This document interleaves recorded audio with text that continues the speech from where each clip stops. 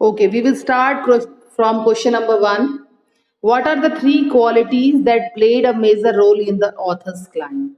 वे कौन कौन से तीन महत्वपूर्ण गुण हैं जिन्होंने चढ़ाई में एक लेखक के लिए महत्वपूर्ण भूमिका निभाई है? यानी जो उन्होंने चढ़ाई की थी पर्वत शिखर पर, उसमें ऐसी कौन सी तीन चीजें हैं जिसने इम्पोर्टेंट रोल प्ले किए हैं?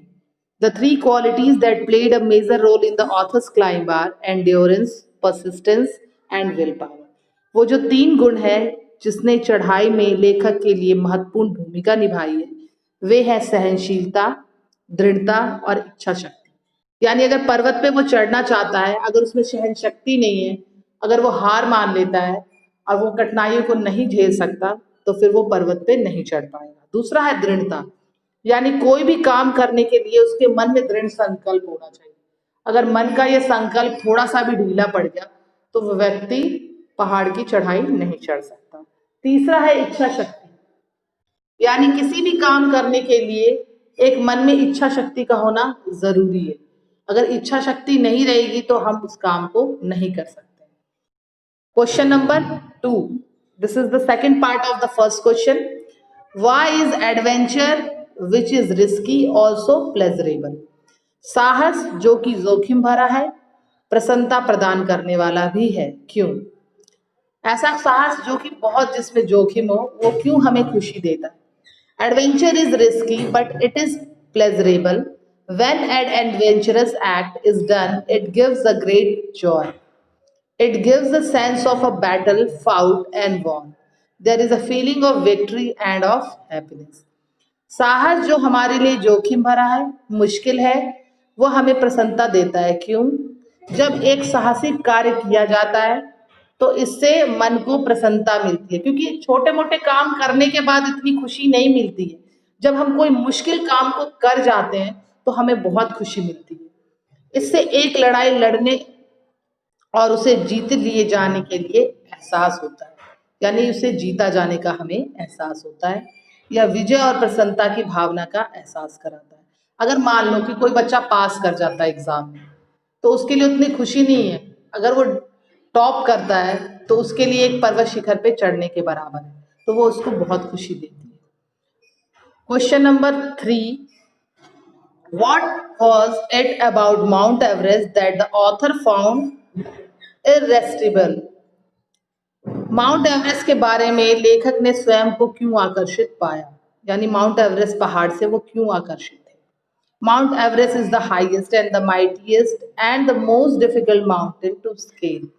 Scaling Everest is like a battle fought and won. There is a feeling of victory and happiness.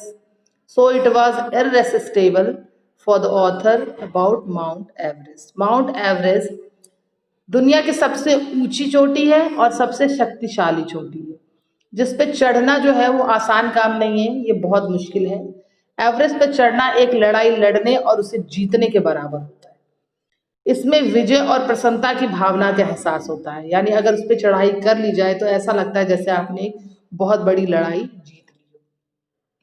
इसलिए लेखक ने स्वयं को माउंट एवरेस्ट के प्रति आकर्षित पाया।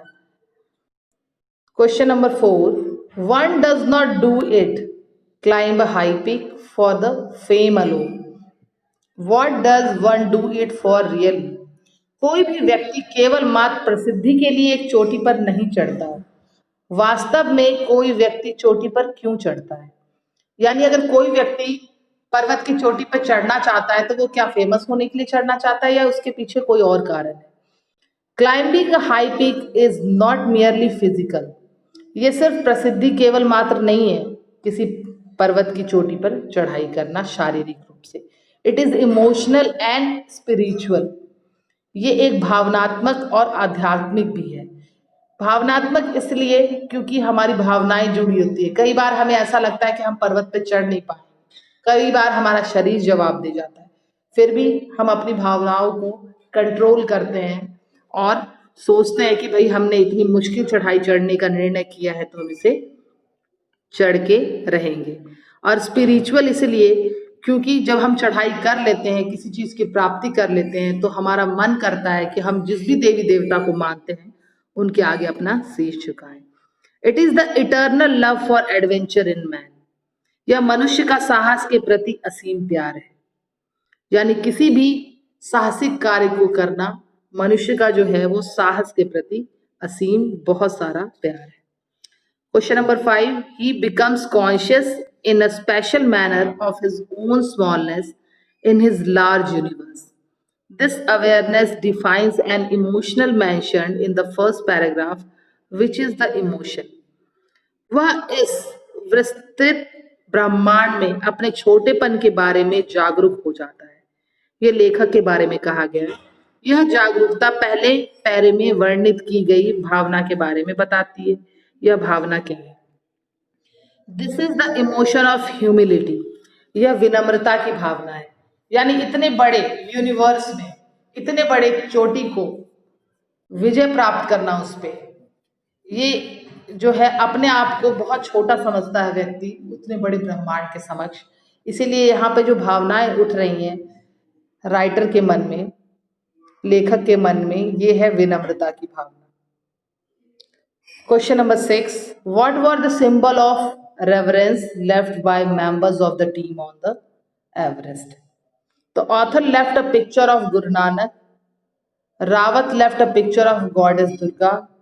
Pew Dorji left a relics of the Buddha. And Edmund Hillary had buried a cross under a rock. यानी लेखक ने गुरु नानक जी का चित्र छोड़ा, रावत ने देवी दुर्गा का चित्र छोड़ा, फूदोजी ने बुद्ध का स्मृति चिन्ह छोड़ा और एडमंड हिलेरी ने चट्टान के नीचे क्रॉस छोड़ा। यानी सभी ने अपनी आस्था के अनुसार जो है अपना अपना जो है आस्था के अनुसार चिन्ह छोड़ा, ताकि वो ये दर्शाना चाहते थे कि वो हर अपने देवी देवताओं के प्रति कितने कृतज्ञ हैं, उनके सामने शीश झुकाना चाहते थे, वो उनका श्रेय उन्हें देना चाहते थे कि उन्होंने उनके बदौलत ही इस पर्वत शिखर को जो है उस पर विजय प्राप्त की। Question number 7. What according to the writer did his experience as an Everester teach him? लेखक के अनुसार एक एवरेस्टर के रूप में उनके अनुभव ने उन्हें क्या सिखाया? His experience as an Everester provided him with the inspiration to face life's difficulty with determination.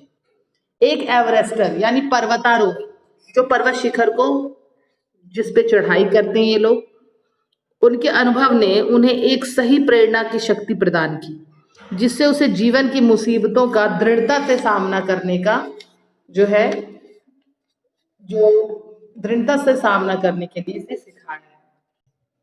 So these are the question. I hope all of you have understood the question very well.